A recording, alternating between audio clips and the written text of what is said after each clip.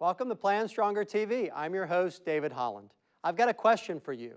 Do you think the way you think about money affects the way you make financial decisions? Of course, we have biases, especially when it comes to our finances. Luckily for us, I'm joined on today's program by Dr. Art Markman to discuss how we can identify our biases and make better money decisions. I'll also answer some financial questions for you that you didn't even know you had. Let's roll.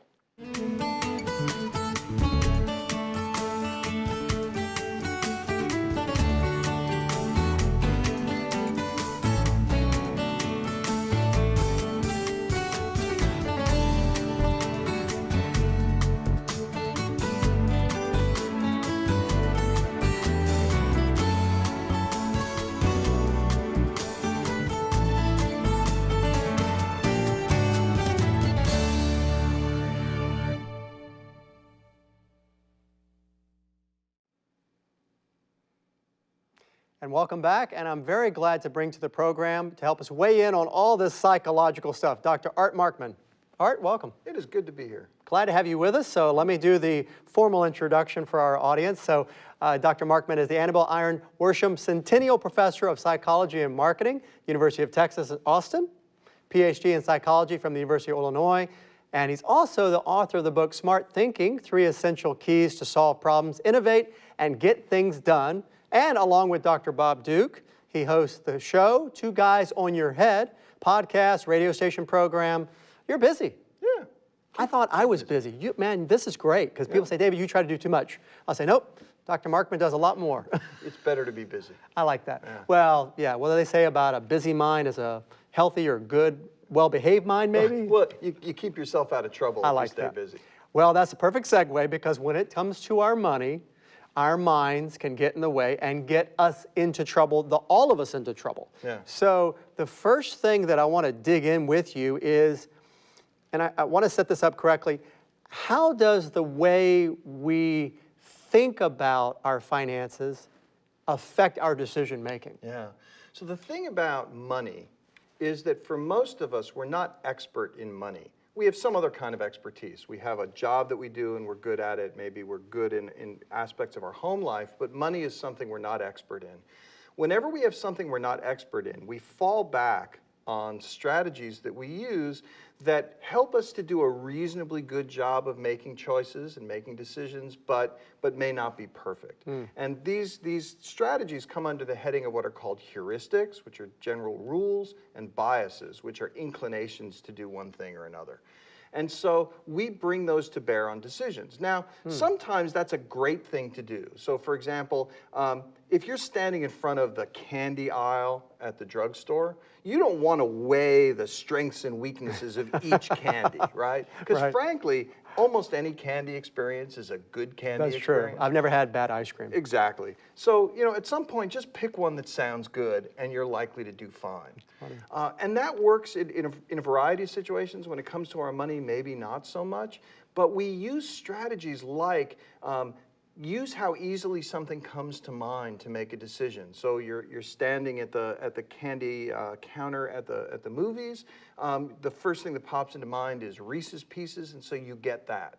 And that's a perfectly good way of making that kind of choice. So ease of memory helps us. Numbers that are easily available in the environment will help us. So if I'm trying to, if I go into the store and I want to buy a blender, and I'm not sure how much a blender should cost, I look at the prices of the blenders that are in that section of the store, and those available numbers give me a sense of how much I ought to pay, more or less. Maybe I'll pay a little bit more, a little bit less, but if there's something way out of line, so if there's a blender that costs a nickel, that seems weird. If there's a blender that costs $700, that seems weird. But a whole bunch of stuff in the $90 range, that seems about right, because that's what's there in the environment. So what we're doing is we're finding information that's easy to get at, that gives us a pretty good idea of how to operate, even though we don't have a lot of expertise. So we have to make our decisions within context and within a framework, and of course this is where our mind is wired this way when we're making choices. But of course, you kind of spoke to this, and this may be a whole other program we need to do, is talking about how advertisers will frame our choices for us and say, well, there's a $700 blender, there's a the nickel blender, and then really what we want you to buy is the ones in the middle, because that's actually where we make the most money. That's exactly right. Yeah. And so, for example, restaurants will always put something on the menu that they don't really expect anyone to buy, but it's very expensive. And they're doing that just to make sure that the thing they do want you to buy that was also pretty pricey didn't feel like it was a crazy amount to buy, because we're setting our expectations based on the environment. That makes sense. So when we get into kind of thinking through these biases, these cognitive biases we have, you call them a tendency to want to do things a certain way? Yeah, that's about the best way to think of it. And again, they're there because they actually work pretty well in lots of situations. I mean, so suppose I asked you, which city is larger, San Antonio, Texas, or Topeka, Kansas? I would guess San Antonio. Right. Now, why? It's not that you have a list of all of the populations of cities, but instead you hear about San Antonio a lot, you hear about Topeka less often, so you guess that San Antonio must be bigger, and you'd be right. Yeah, well, I actually cheated a little bit because I said Texas. Everything's big in Texas. There you go. So, all right, so when I was kind of thinking through what we might talk about, I did a little research, I will confess, and I was like, cognitive biases, and then I ran into this thing called cognitive dissonance. So I wanted to sound smart on television, so I wanted to ask you, but I think it's important to understand some of these different, because there's so much we could talk about. Right. What is a cognitive bias versus a cognitive dissonance? How do those things get us in trouble? Sure. So cognitive biases, again, they're these simple rules that we're using to try and make choices in situations in which we don't have expertise. With cognitive dissonance, what's going on is we have a tendency to want to stay consistent in what we believe over time. And particularly if we put a whole bunch of facts in mind at the same time, we would like to have those be consistent. I got you. And if there's anything that's inconsistent in what we're thinking about, we tend to massage our beliefs about it to make it consistent. So for example, suppose you think, hey, I'm a pretty savvy investor, right?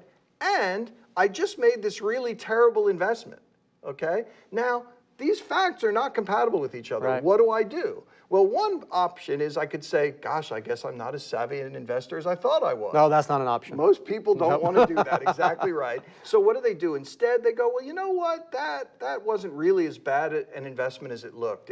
On paper, at the beginning, it was a good idea, or lots of other people made the same mistake, or whatever it is. I find a reason why that wasn't such a bad investment, which external. Exactly, which allows me to keep my belief that I'm a savvy investor. And that's where dissonance comes in. And I really think that's a core thing that a lot of people, all of us, struggle with, is where our brains are designed, and I think it's interesting, our brains are designed to protect ourselves. Yeah. It's like the brain protects itself, Exactly. protects our identity or who we are as an individual.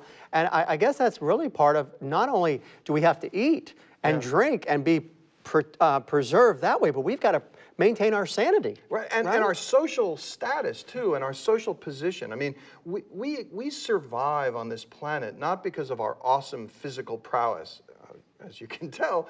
I mean, compared to a bear, we're not particularly. We don't stand fearsome. a chance. Exactly. So what makes us so good? It's our ability to cooperate. Well, in order to cooperate effectively, we have to be a part of a social group. And that means we have to have that identity. Well, how are we going to maintain that identity? Well, we have lots of mechanisms to protect that. And so one of the things we do is we try to preserve that sense of social status. So, for example, I know, as it turns out, nothing about cars. And so every time I go to buy a car, every 6-7 years, I get there and the car dealer opens up the hood. And I have to stand there and look at it and go, Yeah, wires, that's an engine, right? metal. I bet that's the engine, right? Because I have no idea. But I don't say, gosh, I have no idea what I'm looking at. Right. Instead, I try to look really knowledgeable because I'm preserving my social status And we do that in all kinds of environments. Exactly. Not just with cars, but also with money. Exactly right. In all different ways. Yeah. Now, in terms of biases, it's funny how we hear biases and we think it's a negative thing. Yeah. But aren't biases, they can be good, right? Well, absolutely. The way that biases are good is that they actually allow us to get through most of our environments pretty well, right? So again, you don't have to be the blender expert in order to buy a blender. I mean, you could choose to be, but you might spend hours and hours and hours purchasing a product that you're going to use a dozen times, right? So maybe it's better to just go in, see the set of items that's there on the shelf, and then pick one on the basis of the assortment that's there using these various biases. So this is what allows us to get through a huge number of our decisions very effectively. The problem is that we tend to bring that same frame even to really important financial decisions. So look, if I spend $10 more on a blender than I should have, you know, really, that's not such a big deal. But if I lose 5% against the market, because I made a bad investment decision, well, that could have serious long-term consequences. And yet we might bring the same set of biases to bear on each of those kinds of decisions. In the financial world, there are stories after story after story of people who have been very successful in another field. And I don't want to pick on anybody in particular, but there are stories, and they've done exceedingly well, and then they take that ability to do whatever they do and how they got to be successful, and they try to bring it over to another area, and they almost like it's predictable. I know it's not, but they have so much trouble and take all of what they've gained here and lose it over here. Yeah, that's right. That's right. And so I think what people need to understand is that everything in life has a particular type of expertise associated with it, and we have to recognize when we're really out of our depth. And here's an interesting thing about money.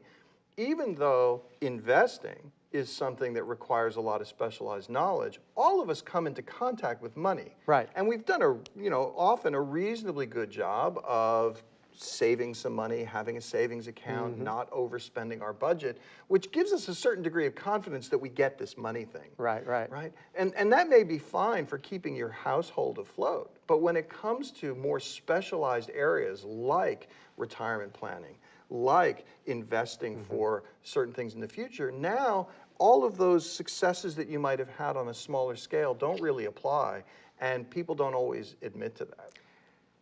Because people don't want to look like they don't know what they're doing. Exactly. And of course, the propaganda is, well, hey, anybody can invest. All you have to do is call the 800 number and you can put your money in and you're good to go. That's right. You don't need advice. Just a couple of clicks. Here you go. And all this information is just a click away. Yeah. And all you got to do is just send your money in. Right. So, well, and that brings me to kind of a softball question I wanted to ask you, and because I know you've heard and seen a lot. What do you think is one of the biggest money mistakes that people make when it comes to this area of our biases and our ways of approaching decision making? So I think there's a couple of really important ones. One of them is that we tend to evaluate everything with respect to some reference point. And those reference points can be really dangerous. So for example, there's something called the house money effect, which initially comes out of thinking about gambling at a casino. So you go to a casino, right, and you make a bet and you win $100. And now you think, I'm playing with the house's money, and suddenly you get riskier. Right? Well, why are you doing that, right? At the moment that you won that $100, now that $100 is your money. Right. You should now reset and say, I'm starting from zero. I just happen to have $100 more in my pocket than I had when I walked into the casino, and not suddenly do all sorts of risky things. And so this reference point bias can be really problematic, where people may make a little bit of money on a particular investment and now think, well, now I'm really going to do something wacky. I'm going to invest in this thing that has a very low probability of paying off, but if it did, it would be huge. And I might be more willing to do that by using money that already came from a win that I had in the market. So they don't place the same value on that dollar when it's been won, because to some degree, they haven't really earned it. It's like it's a windfall. It's a gift, And it probably is why people that win the lottery, a large percentage of them end up getting broke. That's right, because that money is free money. Right. As opposed to saying that money is now my money. Well, I've got to come at this a whole other angle that is, it kind of comes into the same conversation, and that is, with all that happening, how do we get them to plan ahead? Because, to talk about the here and now and what we're doing, but we want people to think about their financial futures and thinking 10 and 20 years out Yeah. when they're focused here. Yeah.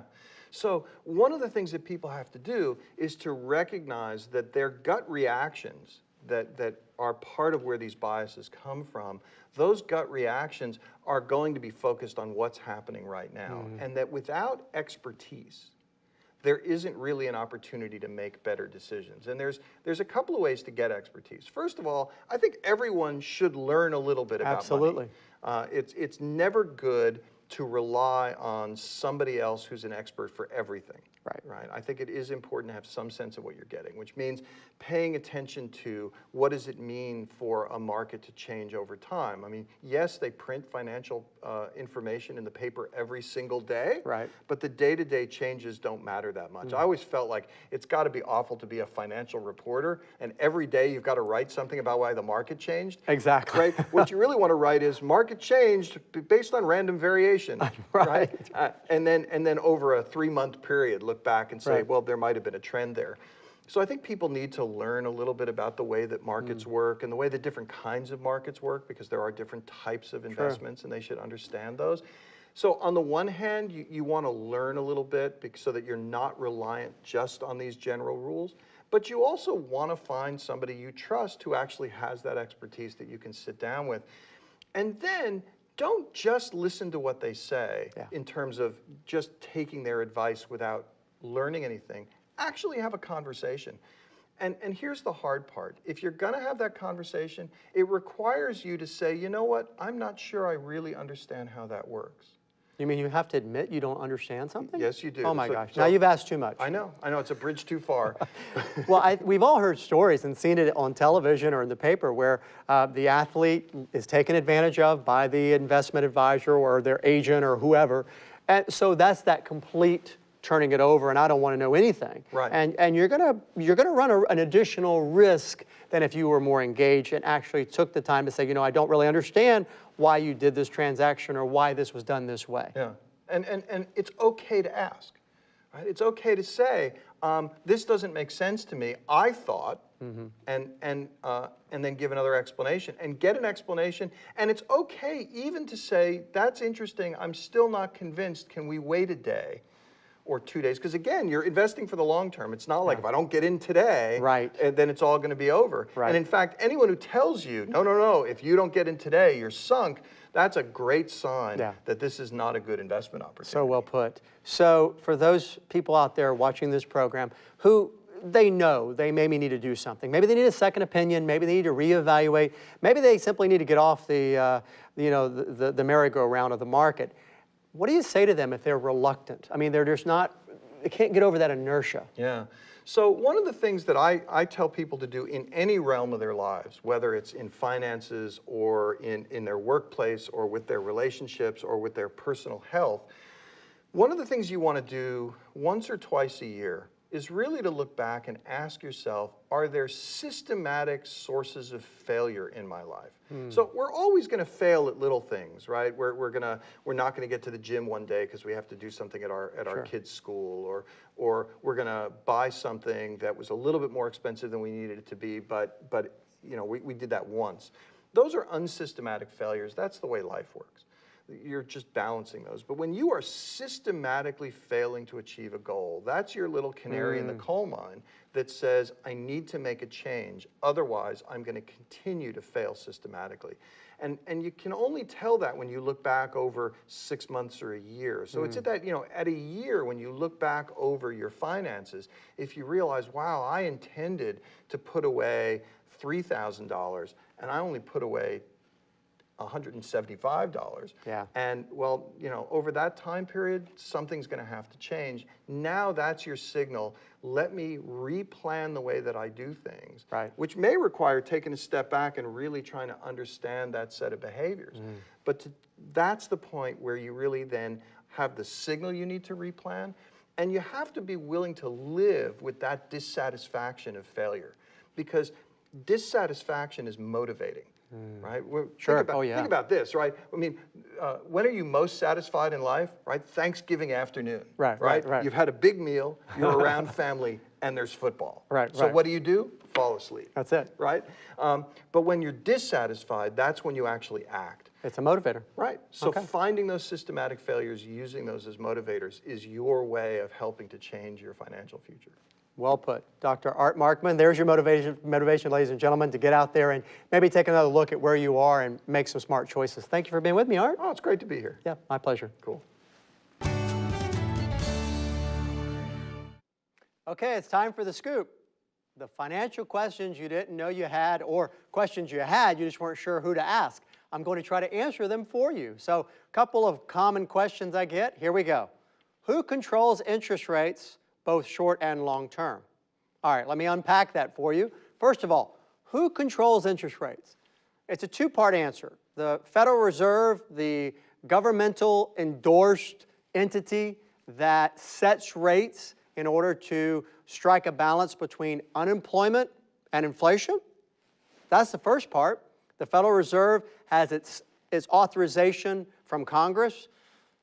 I think we're looking at almost a century of authorization that they have had to try to strike that balance between inflation and unemployment and keep a vibrant economic system going in the United States. That's their job. They have an impact on interest rates by different things they do to try to keep things kind of balanced and keep a positive economic environment, but not to have inflation get out of control, because that's generally not healthy for an economy. But they also need to encourage and stimulate the economy to keep our employment more robust. They do that a couple ways. They do it by the interest rates that are charged to banks for overnight loans. It's called the discount rate or federal fund rate. And they also can do additional things that are a little more significant with monetary policy, with how they stimulate the economy. You've heard reference to what's called the Federal Reserve's balance sheet, whether they are buying or selling bonds. They have different ways of affecting interest rates. Generally, the things they do can affect both short and long-term rates. Now, the other player in the mix are investors. The return on the investment that investors expect for loaning money can affect the prevailing interest rates. So if investors in general want a higher return or demand a higher return for the debt being issued by our government to pay our bills to cover the shortfall between what we bring in taxes and what we spend, then that can cause interest rates to rise. So there's two players that are involved. Now, another question, should I wait on higher rates to commit my money? That's a logical next question. Well, it depends, right? It depends on the expectations of how quickly rates are expected to go up. If we're in an environment where rates are going up pretty quickly, then I would say yes. Maybe we want to pause and, we don't want to commit to a long-term arrangement when we see rates going up quickly. But if they're not going up that fast, or there's a period of time, a pretty significant period of time between rate increases, or it just doesn't look real clear, then you want to be careful not to put your financial life on hold waiting on these higher rates that may not come. And in the meantime, you're not making money, or well, as much as you could be, because if you're sitting in cash saying, you know what, I'm not going to invest until I can get a higher return. And then eventually, those higher returns do come, but in the meantime, you haven't invested. Ironically, you end up making less than if you'd gone ahead and put the money to work, right? I mean, so you've got to balance that. And so you have to think about how long and what's realistic for your situation. Most of the time, in my experience, it makes sense to go ahead, invest money, or put money into some sort of commitment that's going to produce a return and not wait for what might be. You know the old saying, bird in hand beats two in the bush, because we don't know how long it's going to be, right? So these are some things to think about with interest rates. Now, kind of related to that is the question about what causes inflation. Because a lot of times, I mentioned earlier about Federal Reserve and their role in, again, balancing unemployment and inflation. Inflation is a very important thing that the policymakers keep an eye on, and we want to be careful about in general as a country. it can be a challenge and has been a challenge in other countries around the world. What causes it is pretty simple. It's a greater demand for a good or service than there is supply. That causes prices to go up. So if unemployment, for example, the unemployment rate goes very low, and everybody that wants to work has a job, then that's going to put a pressure on prices or wages, because in order to get somebody to come to work for a business, they might need to take them from somewhere else, and they may need to pay them more than they're making. That's going to affect the overall inflation rate, can cause the cost of goods to go up. All of that is inflation. So when we talk about inflation, we're talking about overall inflation, but the other thing is we're also talking about individual inflation. There are times when your own personal inflation may be different than the overall rate. The best example is healthcare or long-term care. Those have had a higher rate than the overall inflation rate. So inflation can mean a lot of different things to different people. Of course, you've always got to consider your situation. So I hope you like these questions and answering them for you. As with everything that I talk about on this program, I always want you to think about how it relates to you and your situation. And the rules of thumb are great, but think about how this affects you. And I think if you do that, you're going to plan stronger. If you would like more information about the topics and our guests featured in this series, please visit our website at PlanStrongerTV.com. Also, if you have a question you would like David to answer, please send it to questions@PlanStrongerTV.com.